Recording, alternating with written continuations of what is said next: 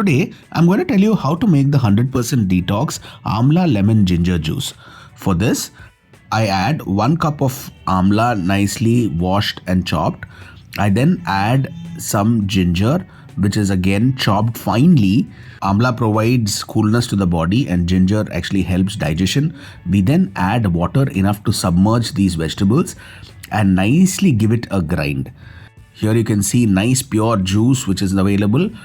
Before I add more ingredients to this, I will run this through a sieve so that all the hard particles are removed. I then add some lemon juice to this, top it up with some salt for some taste, add roasted cumin powder or jeera powder to this, then top it up with some pepper and nicely give it a swirl before I add nice 1 spoon of honey.